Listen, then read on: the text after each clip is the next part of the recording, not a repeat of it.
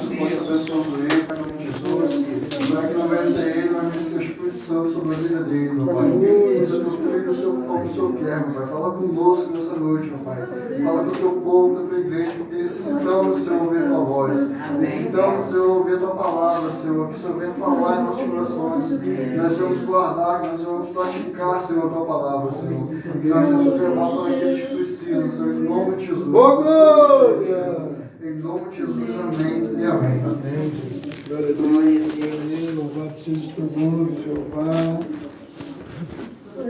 Louvado seja o teu nome, Senhor.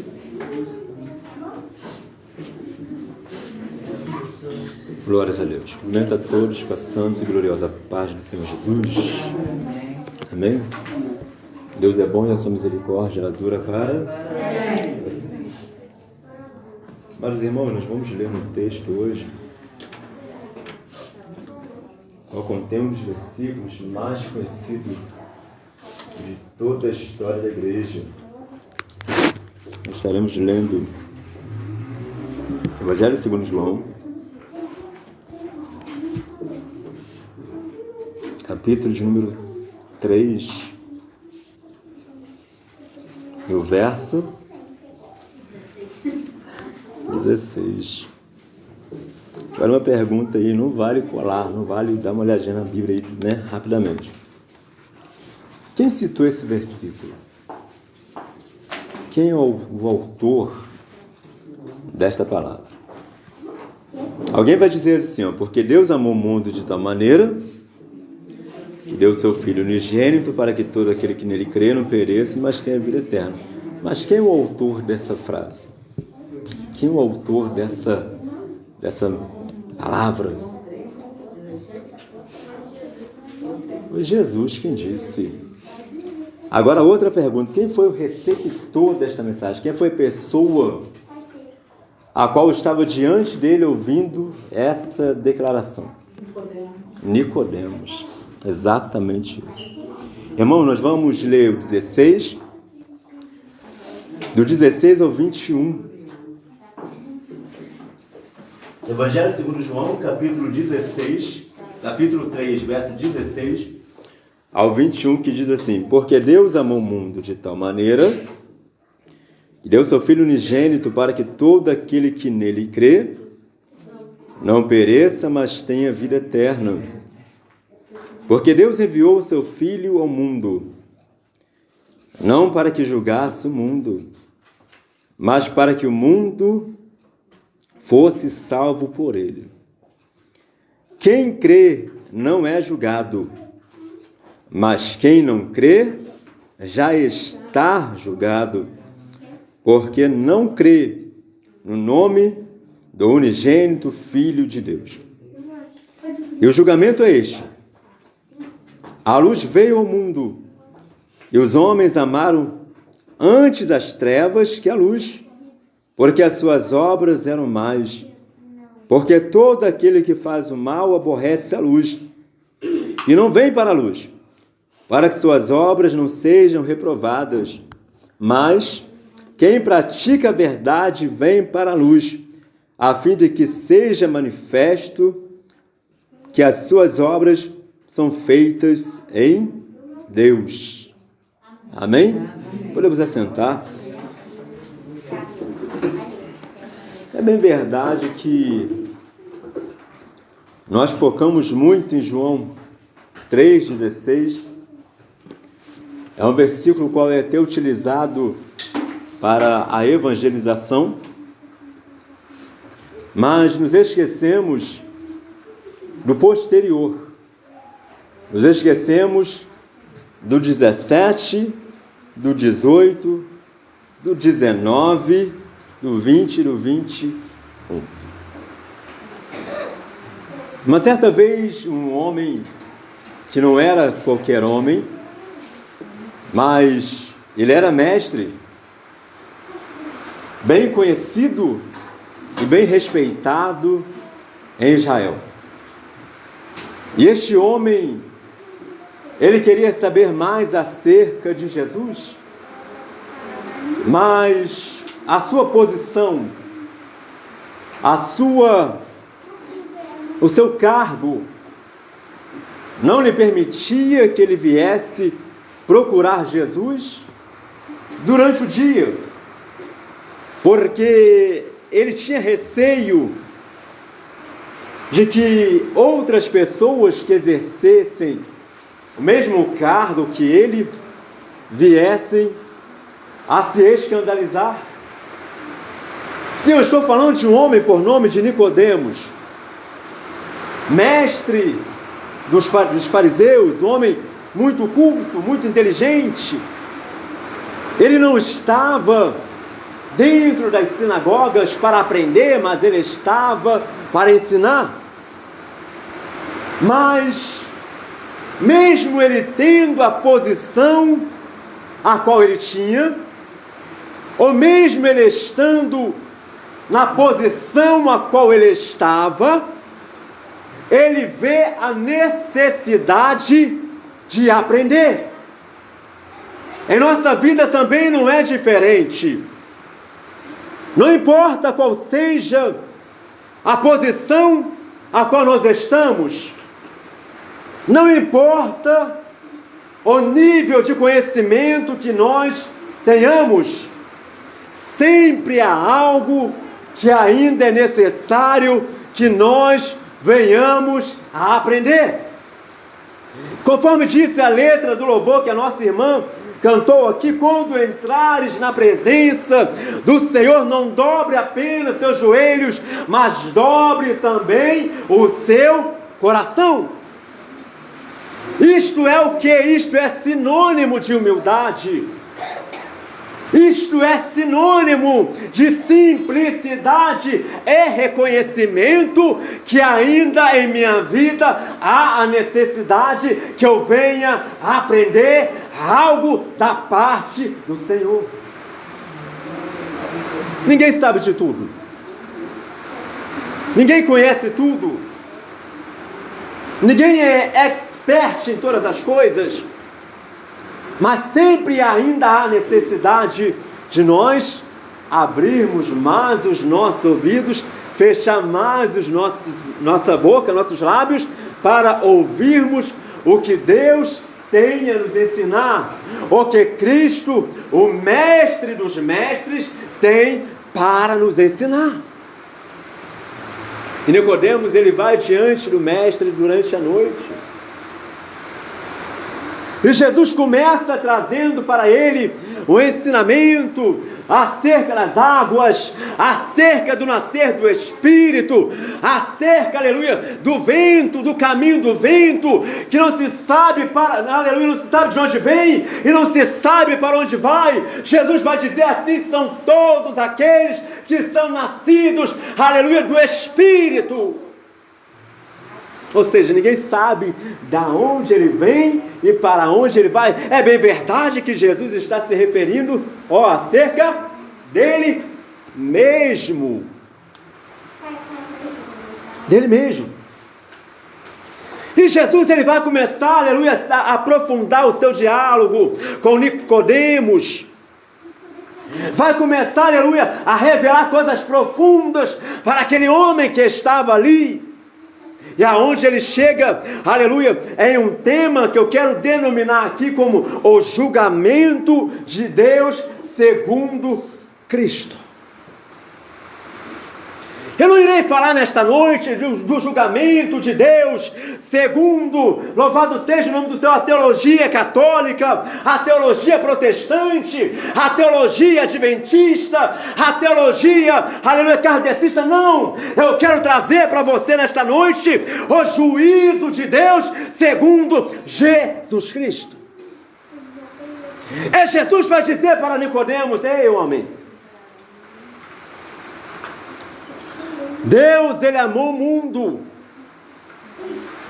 de uma forma tão grande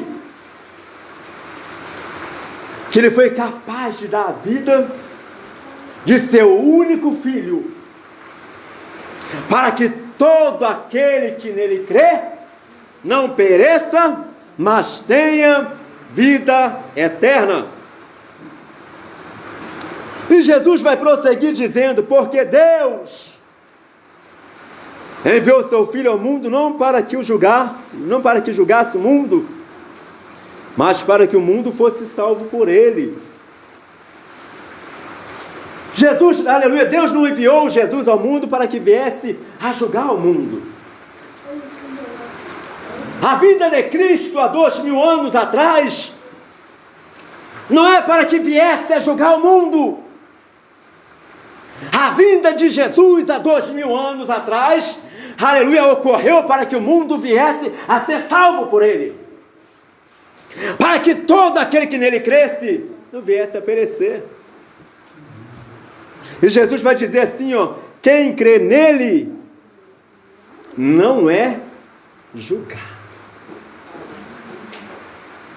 Daniel, o que é crer? Muito simples. Quem acredita em Jesus não é julgado. Não é. Mas quem não crê vai ser julgado, é isso que Jesus disse?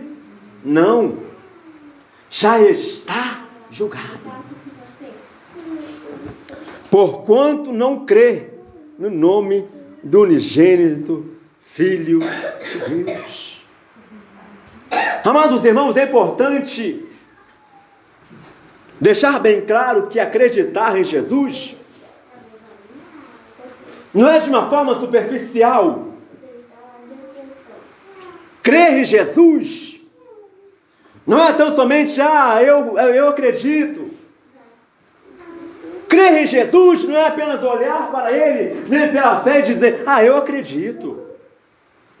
Porque isto, os ímpios, muitos ímpios também fazem. Se você for em um tribunal de justiça, aonde alguma das vezes ocorre a injustiça, existe lá uma imagem lá que representa Cristo. Mas nem por isso muitos daqueles juízes que ali se encontram acreditam em Cristo. Então qual é a diferença? Qual é o conceito de crer que Jesus está apresentando aqui? O conceito de crer que Jesus está apresentando aqui está relacionado à obediência. Porque se fosse apenas um crer de uma forma superficial, Satanás com seus anjos estariam salvos. Porque Tiago ele vai dizer que o diabo ele crê e chega até a estremecer, todavia ele não obedece. Quem crê e não obedece é semelhante ao diabo. Quem crê em Deus, crê em Jesus Cristo, crê no Espírito Santo, crê nas Sagradas Escrituras, crê nos dons espirituais, crê, aleluia, em anjos, crê, aleluia, nas dimensões espirituais, crê que haverá um juízo e não obedece, é semelhante a Satanás. É duro, mas é verídico. O diabo, ele acredita em Deus. Ele acredita que só existe um Deus. O diabo, ele acredita que existe um Cristo. O diabo acredita, aleluia, que haverá um juízo, o qual ele mesmo já está condenado. Mas ele não obedece. Ele não se submete, aleluia, à santidade de Deus. Então, crer que Jesus está dizendo aqui é um crer de obediência, não é um crer passivo, é um crer ativo, não é um crer que simplesmente é receptível, mas é um crer, aleluia, que demonstra ação. É um crer que demonstra obras, que produz obras, que produz ação de um verdadeiro crente em Cristo Jesus, a ponto de renunciar à sua própria vida, a ponto de renunciar, aleluia, ao seu próprio eu, a ponto de renunciar às concupiscências deste mundo, a ponto de renunciar à ganância, a ponto de renunciar ao orgulho, à vaidade, à profanação, à mentira, É tantas coisas mais que levam o homem, aleluia, a distanciar-se de Deus a cada dia mais. E quem não renuncia a estas coisas, não será, aleluia, julgado. Não, já está. Já está. Quem não crê no Filho de Deus, quem não crê nos seus ensinamentos, não crê na sua palavra, na sua doutrina, já está condenado. Porque rejeitou o único advogado que tem poder para te justificar diante de Deus. Porque rejeitou o único mediador que tem poder para te ligar a Deus. Amados irmãos, do que adianta nós ter o melhor advogado e não seguir a orientação dele? Do que adianta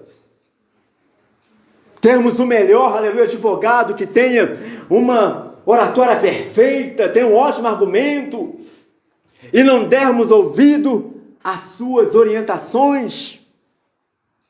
Diante do juiz seremos condenados. Aleluia, Jesus. É necessário estarmos atentos, aleluia, ao álibi, ao argumento do nosso advogado. Talvez você venha dizer nessa noite aqui, mas qual é o álibi, qual é o argumento do nosso advogado? Eu digo para você, e não foi apenas falácias vazias, mas foi demonstração de amor lá na cruz, lá no Calvário, em favor da nossa vida. Isso é o argumento que ele apresenta diante de Deus. Ele diz assim: Deus, eu morri em favor deles.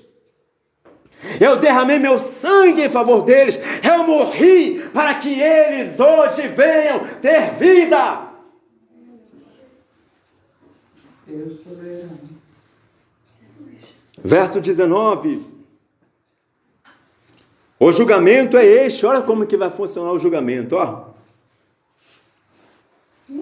A característica do julgamento de Deus segundo Cristo.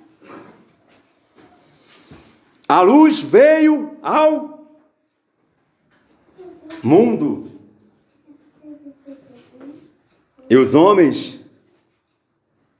amaram antes as trevas que a luz. Você sabe quem é a luz, não sabe? É Jesus Cristo. O qual vai dizer: eu sou a luz do mundo. O apóstolo Pedro, se não me falha a memória, vai dizer que ele é a resplandecente estrela da manhã. Ele é a luz do mundo. E ele veio para o mundo, mas a Bíblia vai dizer aqui, ó, que os homens amaram antes as trevas. O que é trevas? É o roubo. O que é as trevas? É a prostituição, é a mentira, é os vícios, é a avareza desenfreada, é a sensualidade, são as roupas sensuais, aleluia, é o vocabulário profano, são as coisas ilícitas, aleluia, ao verdadeiro cristão, a verdadeira mulher de Deus, ao verdadeiro homem de Deus. Estas coisas é que eles amam. Para eles, aleluia, não tem nada a ver. Aleluia, hoje se prostituir com uma mulher hoje aqui, com outra amanhã, escolher um homem aqui, outra amanhã. Para eles não tem nada a ver. Mentir, desonrar os seus pais, para eles não tem nada a ver. Uniões ilícitas, uniões sexuais ilícitas, uniões profanas. Hoje nós podemos perceber de uma forma clara e evidente que o mundo, o sistema deste mundo, ele quer fazer com que a igreja venha se conformar. Mas a Bíblia vai dizer assim, ó, não vos conformeis com este mundo. Daniel, o que é isso? O que é o não se conformar com este mundo? É não entrar no molde. É não entrar no parâmetro. É não, aleluia, se submeter às coisas deste mundo. Amados irmãos, a iniquidade tem aumentado a cada dia mais. Nunca se viu tanta violência no mundo. Nunca se viu tanta, aleluia, irreverência como nós estamos vendo nos últimos dias. Amados irmãos, até mesmo dentro do reino de Deus, até mesmo dentro das igrejas, aleluia, permitindo que aquela jamais venha deixar o mundo entrar dentro da igreja, para tentar atrair aqueles que estão lá fora. Amados irmãos, essa não é a verdadeira, aleluia, não deve ser a verdadeira decisão da igreja de Deus, pois a igreja de Deus não se conforma com este mundo. Amados irmãos, hoje em dia é moda pastores andar sem camisa, para lá e para cá, não somente pastores, mas membros também. Irmãs se vestirem de uma forma toda sensual, mostrando as suas roupas íntimas, e ainda vão dizer que não tem nada a ver. Mas a Bíblia condena. A Bíblia nos ensina a sermos santos, nos ensina a sermos reverentes. A Bíblia nos ensina, aleluia, a renunciarmos às obras da carne. Ah, Daniel, mas aonde é que está escrito sobre essas coisas? Vá lá em 1 Coríntios, capítulo 11. Aleluia, 1 Timóteo, capítulo 2, verso 9. 1 Pedro, capítulo 3, verso 3. E vocês verão que é necessário que a igreja de Deus venha a ser verdadeiramente diferente. A nossa cultura não é desta vida não, amados irmãos. A nossa cultura é uma cultura celestial. Não estamos neste mundo, aleluia, para fazermos a vontade deste mundo, mas sim a vontade de Deus. Amados irmãos, aqui dentro é uma coisa, lá fora é outra completamente diferente. O pastor não vê, eu não vejo, mas o Deus da igreja, Ele contempla todas as coisas. Aqui dentro é santo, mas lá fora é profano. Deus está vendo. O que adianta aqui, olha, eu falo a verdade, lá fora fala mentira. Aqui está de uma forma e lá fora está completamente diferente. Será que o teu Deus ele está limitado aos quatro cantos desta parede? Lembra-te de, aleluia, de Pedro, quando ele percebeu que era Jesus ressuscitado, ele estava usando algumas roupas curtas, e a Bíblia vai dizer que Pedro, ele vai pular dentro da água, aleluia, porque ele estava se sentindo como se estivesse nu. Algumas traduções vão dizer que ele estava nu, e outras vão dizer que ele estava simplesmente vestindo roupas curtas. Mas diante de Cristo, ele se sentiu como se estivesse nu. Amados irmãos, a igreja não deve amar mais as trevas do que a luz. A igreja, aleluia, ela deve refletir a luz de Cristo na sua vida. É necessário que nós venhamos a cada dia mais renunciar às nossas vaidades, vestirmos como verdadeiros servos de Deus, como verdadeiras servas de Deus. Às vezes, irmãos, quando nós falamos de vestimenta, muitas pessoas dizem assim, isso é para irmã, não é para varão também. Paulo e Pedro escreveu para as irmãs porque, aleluia, o problema naquele tempo era para as irmãs, mas hoje para os irmãos também. Serve para todos nós. O verdadeiro crente, aleluia, ele tem pudor. O que é pudor? Aleluia, é vergonha. O que é modéstia? É simplicidade. E é desta forma que a igreja de Deus ela deve se vestir. Amados irmãos, alguém abre aí fazendo favor, 1 Timóteo, capítulo 2, verso 9. Não são palavras minhas, é a palavra do Senhor. É o Espírito de Deus falando, aleluia, através do seu servo, a sua igreja.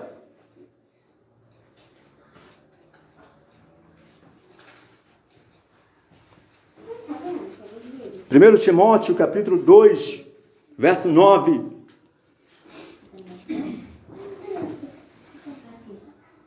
E do mesmo modo, as mulheres se ataviem em traje honesto, com pudor e modéstia, não com tranças ou com ouro, ou pérolas, ou vestidos preciosos.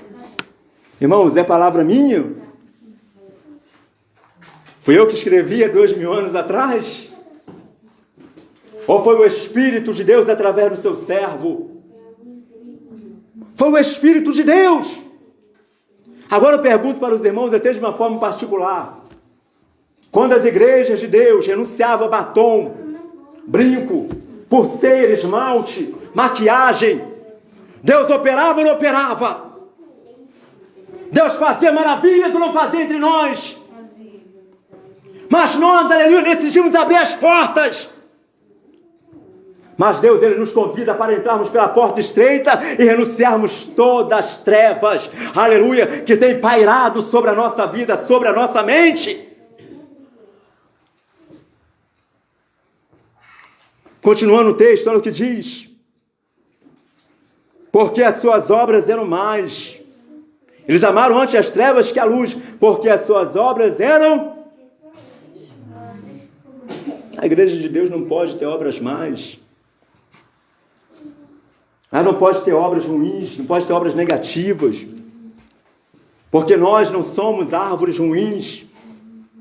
Somos árvores boas que devemos produzir bons frutos, conforme vai dizer Salmo 1, conforme vai dizer o Senhor Jesus no Sermão da Montanha, no capítulo 7 de São Mateus.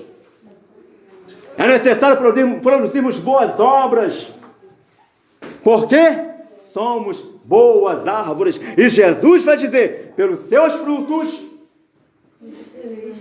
conhecereis a árvore, irmãos. Pelos seus frutos conhecereis a árvore. Ele vai dizer, não pode o espinheiro produzir uvas, produzir figo. Não dá. Mas é necessário, aleluia, que a boa árvore produza bons frutos.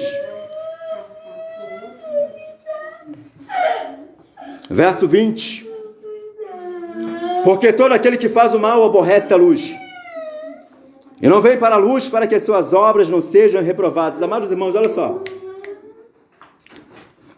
Uma pessoa que ama as drogas, faz por prazer. Não digo pessoas viciadas, eu digo pessoas que fazem por prazer, amam os vícios, amam a prostituição, amam os jogos. Por que elas não vêm na igreja? Por que elas não vêm na luz? Porque aqui as suas obras são reprovadas. Agora você compreende a necessidade que a igreja tem de a cada dia mais resplandecer a luz de Cristo, a luz da palavra de Deus. É por isso. Porque a cada dia mais nós mostraremos ao mundo a diferença. Agora, aqueles que amam as trevas, que amam as obras malignas, eles não virão à igreja.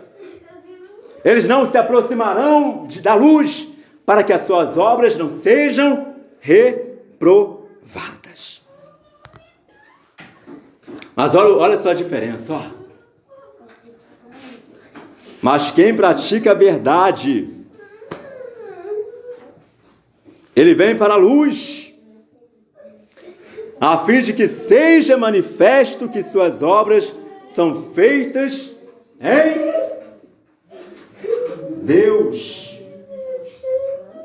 Amados irmãos, quem faz o bem, quem faz coisas boas, ele se aproxima cada vez mais da luz. Sabe por quê? Aleluia! Louvado seja Deus! aleluia, a fim de que as suas obras, elas sejam manifestas, sejam comprovadas, que estas mesmas obras foram feitas em Deus. Sabe por quê? Porque quando o irmão faz boas obras e vem aqui, Deus utiliza o pregador para falar acerca das boas obras. Essa pessoa começa a pensar assim: glórias a Deus por isso, louvado seja Deus, porque, aleluia, eu estou me enquadrando nessa situação, eu estou fazendo isso mesmo, aleluia, louvado seja o nome do Senhor por isso. Mas aqueles, aleluia, que amam as trevas, ó, se afasta cada vez mais. Se coloca de pé.